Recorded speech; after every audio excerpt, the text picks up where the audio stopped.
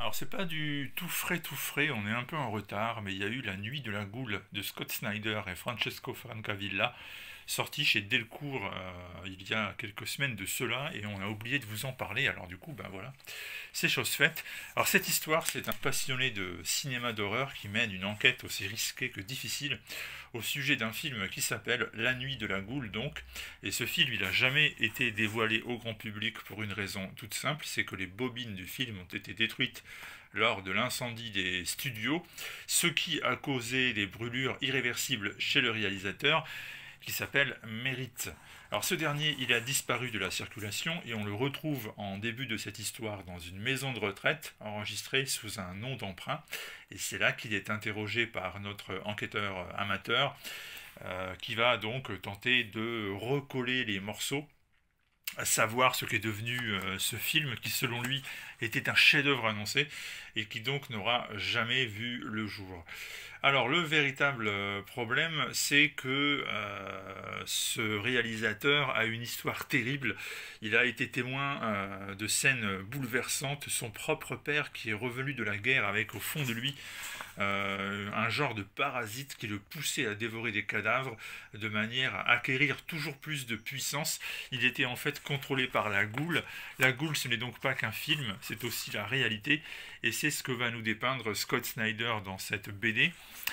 D'autant plus que la fameuse maison de retraite dans laquelle Merritt coule des jours pas très paisibles d'ailleurs, serait en fait aux mains, d'après ce que l'on croit comprendre au départ, avant le retournement de situation en cours d'histoire, serait aux mains de cette goule et de ses forces du mal.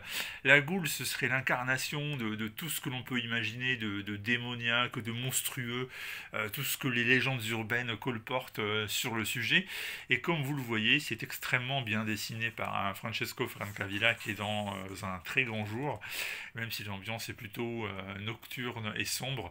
Il y a un jeu magnifique sur les ombres, un découpage extrêmement efficace et cinématographique qui permet d'apprécier cette histoire, d'autant plus qu'elle est haletante et qu'elle nous réserve des coups de théâtre à chaque fois qui sont de l'ordre du fantastique, de quoi vous faire sauter sur votre chaise. Quand on parle de BD horrifique, c'est vraiment le cas, hein. Il y a vraiment des scènes qui sont fortes, qui sont réussies, qui sont enlevées, et on n'est pas déçu, c'est une bonne BD dans le genre.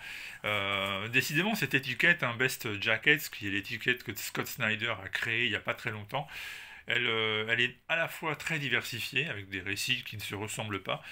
Par exemple, Clear ou Demons, qui sont sortis chez Delcourt également, ne ressemblent pas du tout à La Nuit de la Goule. Et en même temps, à chaque fois, bah, c'est de la qualité, notamment parce que l'histoire est intéressante, et à chaque fois parce que Snyder est épaulé par un dessinateur de talent qui sait vraiment euh, manier ses troupes avec grand talent.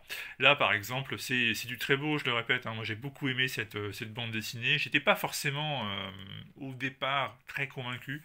Je suis assez difficile désormais lorsqu'il s'agit de BD d'horreur, d'autant plus que c'est un genre qui revient très à la mode et qu'on a vu un peu de tout, du très bon et du n'importe quoi ces temps derniers. Mais La Nuit de la Goule est à classer parmi le bon, voire le très bon, justement. Et si vous n'avez pas peur de certaines pages vraiment choc, vous allez, à mon avis, vous aussi apprécier. Donc c'est sorti chez Delcourt, ça s'appelle La Nuit de la Goule. Snyder, Francavilla, deux artistes normalement que vous connaissez parce que ce ne sont pas des débutants, c'est le moins qu'on puisse dire. Et ça vous attend en librairie, à vous de jouer, donc si ça vous intéresse. Et si c'est le cas, je le comprends parfaitement parce que ça en vaut la peine, je le répète. Et nous, on se donne rendez-vous dans 2-3 jours pour quelque chose d'un peu plus mainstream. À bientôt.